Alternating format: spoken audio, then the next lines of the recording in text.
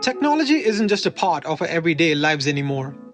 It's become a frontier for global powers, with India right in the mix.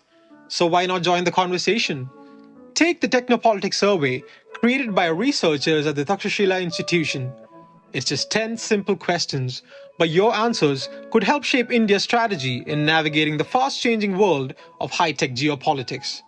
Your voice matters, so let's make it heard. The link is in the bio.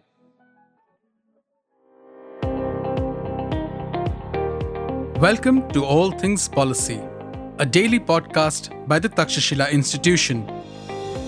We are a bunch of policy nerds based in Bengaluru, and we like bringing fresh perspectives to Indian affairs and Indian perspectives to global affairs.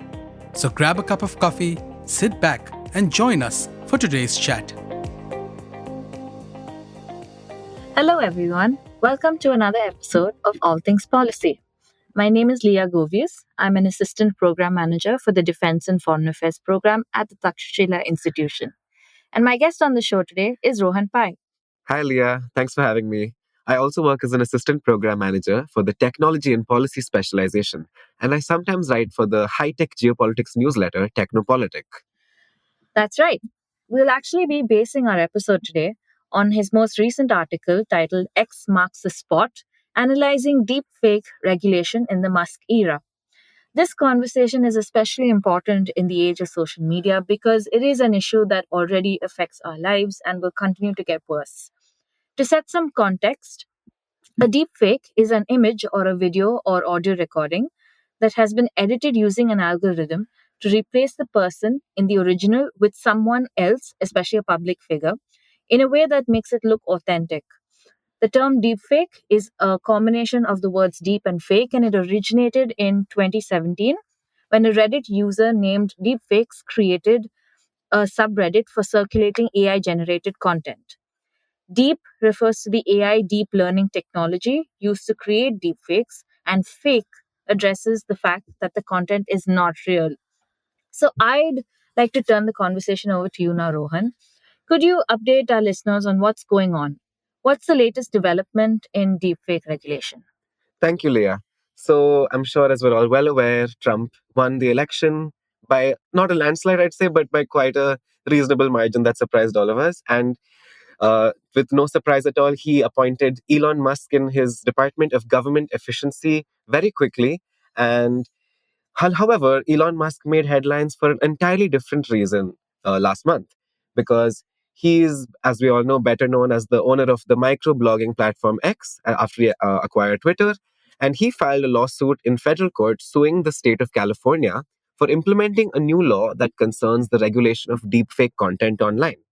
So this law is formally known as AB 2655, or in other words, the Defending Democracy from Deepfake Deception Act of 2024. And it was drafted in response to the abundance of election misinformation that sprouted up during the last few months of campaigning. So just to go into a bit more detail, this bill would require a large online platform, such as X, to block the posting of materially deceptive content related to elections in California specifically during only specified periods of time before and after the election. So it's not very blanket. It's not referring to all deepfakes. It's not referring to the entire country. It's a very specific law. And it would require X to label this kind of content as inauthentic and fake or false during this period. However, as Musk is disagreeing with, it would actually exempt content that is satire or parody. So it's not an affront to free speech or anything like that. It just says that we need to be more transparent about the content we're posting. Right. This law seems reasonable enough. After all, election misinformation is a massive problem that has the potential to incite violence, as we've seen. So, what are Musk's arguments? Right. So as I already started mentioning, Elon Musk's newest lawsuit claims that it would actually violate freedom of speech, because according to the lawsuit, it states that the system will inevitably result in the censorship of wide swathes of valuable political speech and commentary. And he has also gone into further detail in the lawsuit by saying that the law actually violates free speech protections that have been enshrined in the US Constitution since the founding of the Constitution, and a federal law known as Section 230, which actually protects online platforms from liability for user-generated content. So, Musk-owned company, which is X, which was formerly Twitter, has alleged that the law actually goes against the First Amendment's staunch protection of free political speech. And this, he said, would just, it was an excuse to censor people who used exaggerated and unfavorable visual means to undermine and combat political opponents.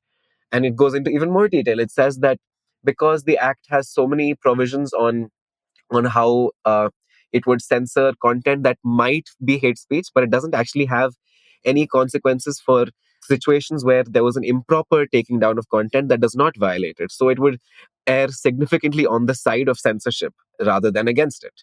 And he also was very transparent, and he said that Twitter already has in Twitter, or X as it's now called, already has internal policies to moderate this problem. It says that synthetic or manipulated media, which may deceive or confuse people, is actually not allowed already, but it includes exceptions for memes or satire.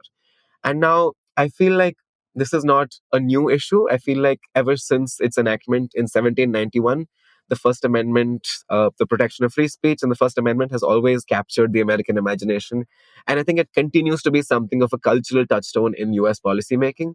So, of course, against such a backdrop, I think any attempts by government bodies at policing this exchange of thought and ideas, even if it is born out of noble intentions, are always quick to ruffle feathers.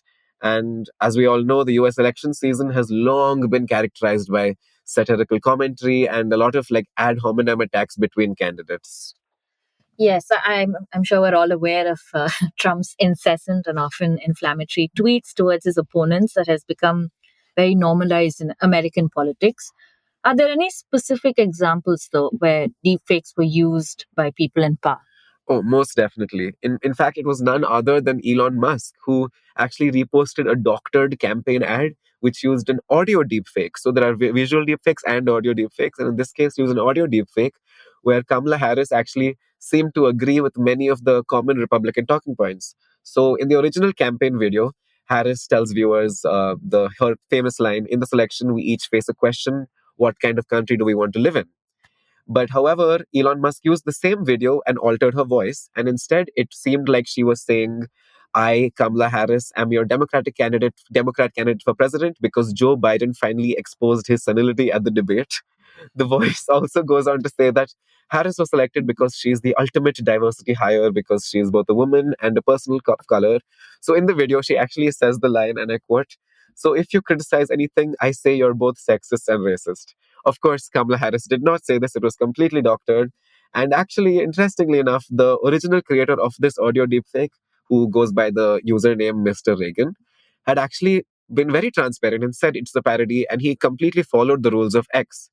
However, and as I would like to specify what the rules of X are, it says on the platform, you may not share synthetic, manipulated, or out of context media that may deceive or confuse people and lead to harm. And the policy also says, in addition, we may label posts containing misleading media to help people understand their authenticity and to provide additional context. This is all great because this is what the law states as well. We just want you to be transparent. However, Elon Musk, who is the owner of X, actually violated this because when he reposted it, he was not transparent. And this was a very serious issue because he is one of the most influential users on the platform. And it was actually his reposting that made the video catch attention of the media. And there was no mention that the video or the audio was a deepfake. And this retweet actually has been viewed more than 119 million times. So this is a huge problem. And when this happened, Senator Amy Klobuchar came out and said, if Elon Musk and X let this go and don't label it as altered AI content, they will not only be violating X's own rules, they'll be unleashing an entire election season of fake AI voice and image altered content with no limits, regardless of party. And I happen to agree with this. I feel like transparency is always paramount, and he should have definitely made that clear to viewers. Yeah. Elon Musk's name specifically seems to be coming up a lot in the conversation of deepfake regulation. Do you think his acquisition of Twitter has added more fuel to the fire? Oh, definitely. I mean, this is by no means the first time that Musk has come under fire for this reason, because I think since the years that he acquired Twitter, there has been a lot of push back against many of the stakeholders on the platform. Like there was a mass exodus of stakeholders such as Apple, Disney, and IBM, very important stakeholders that actually are very important donors to the company and actually help in keeping it alive. Because and there was it was not random. There was a very specific issue why they left. At one point, their advertising, they noticed, was being displayed alongside a flurry of anti Semitic and racist posts. And honestly, these have received a disturbing uptick ever since the acquisition. There is proof of this happening by researchers that have come out and claimed this. And in this specific situation, it began when Elon Musk reposted a tweet which accused Jews of hating white people. And apparently, he reposted this with full approval and said this was the actual truth. So, in no surprise, the White House came out immediately and condemned Musk's statements, and they lambasted them and claimed they were abhorrent. And this also led to further pushback, and a coalition was formed of more than 150 rabbis who actually made a call for Apple, Disney, Amazon, Oracle, all of its important stakeholders to stop advertising on the social network as sort of a protest to Musk's tweets. And this was not the only case where Elon Musk was caught under fire, because most recently, the CCHD, which is the Center for Countering Digital Hate, actually made a grand exit from X after months of accusations levied against Elon Musk for allowing hate speech to propagate unhindered on the platform. But more specifically, the nonprofit took issue with X's updated terms of service that required all further legal disputes to be heard only by the US District Court for the Northern District of Texas or state courts in Tarrant County, Texas. So they believe that with these new restrictions and new policies, that basically Elon Musk would only bring the lawsuits to courts that were friendly to him and who with whom he had friendly relations with the judges, and all the lawsuits would then and the judgments would just be served in his favor, and that would not really help the content moderation policy of the platform to be transparent or unbiased in any way. And this was also followed by many other people leaving the platform and many other companies, such as British news publisher The Guardian, who said earlier this week that it would no longer post on X because there was a lot of disturbing content on the platform more recently. And I think one more very important point that often gets overshadows is that Musk actually has disbanded the Trust and Safety Council. And this happened way back in December 2022. The Trust and Safety Council was an advisory group made up of human rights organizations, and their sole function was making the platform a safer space, which would be devoid of issues like child exploitation, hate speech, and incitement of violence. Now, it must be noted that this Trust and Safety Council was a group of volunteers. So they were formed over many years and they gave up their time voluntarily when consulted by Twitter staff to offer advice on a wide range of like online harms and safety issues. And this was disbanded very unexpectedly because they were scheduled to meet, but just before the meeting happened, Twitter informed them via email that it was disbanding, and a lot of members actually shared screenshots of this email anonymously, of course, just to protect their identity. And apparently the email said that Twitter was reevaluating how best to bring external insights, and the council was not the best structure to do this. So it was very vague, it was very unexpected, there was no collaboration with the council themselves, and it just happened out of the blue. So I think Elon Musk is doing a lot of activities which are not really being thought through and are not getting collaboration with other stakeholders, and that is why it is important to keep an eye on him, and that is why this issue is coming up again and again. Right. Musk really seems to be a divisive figure in the conversation. And so far, we've talked about what makes his viewpoints controversial. But if I were to play the devil's advocate for a moment here, do you think that his argument about free speech violations has any substance that needs to be considered? Right. So I think it certainly is a disservice to the conversation if we only take one view the entire time. We need to have a more balanced and holistic conversation. And I'm not too convinced that California's hardline approach to deepfake misinformation is the most effective route that we can take forward. Because, sure, like Musk argues that it comes in the way of free speech. And I don't fully agree with that because I think it does allow for satire and memes as the law stated. However, that certainly is a possibility that might happen in the future if it is like manipulated and not taken, not followed word for word.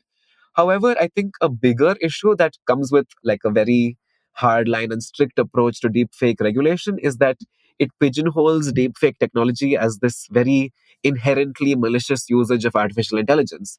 And this is far from the truth. It is just a new form of technology. It is the misinformation is just a misuse of deepfakes rather than deepfakes itself being the problem.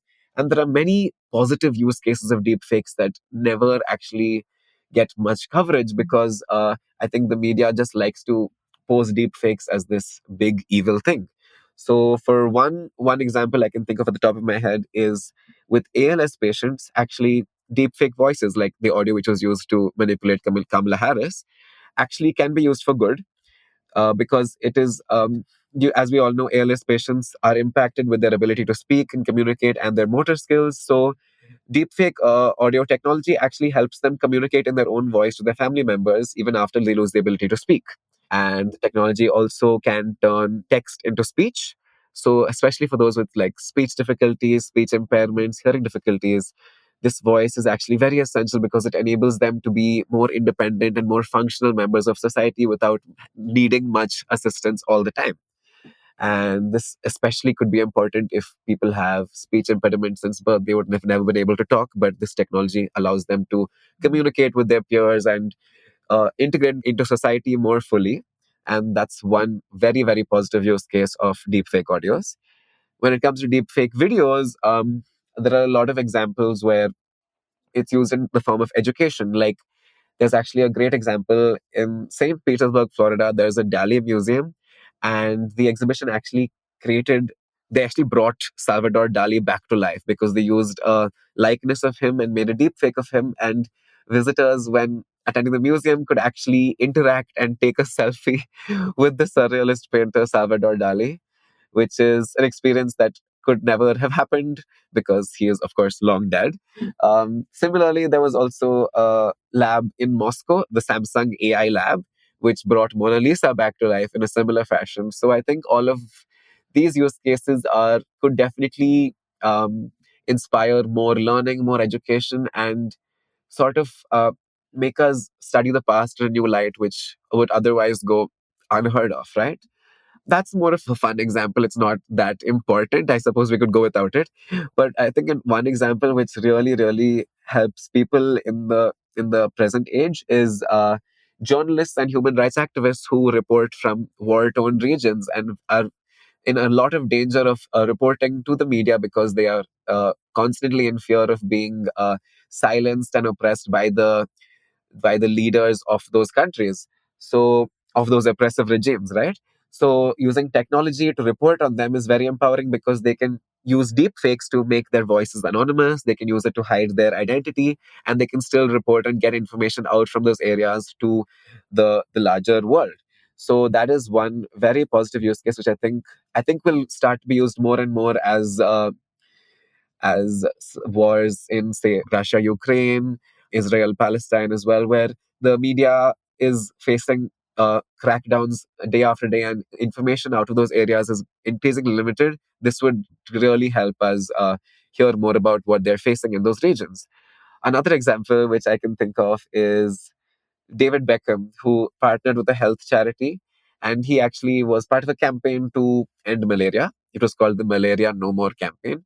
And this is another example of audio deepfakes because he spoke the message in about 9 languages and it could go out to a lot of people. And this was, he just spoke the message once in English, of course, to record it.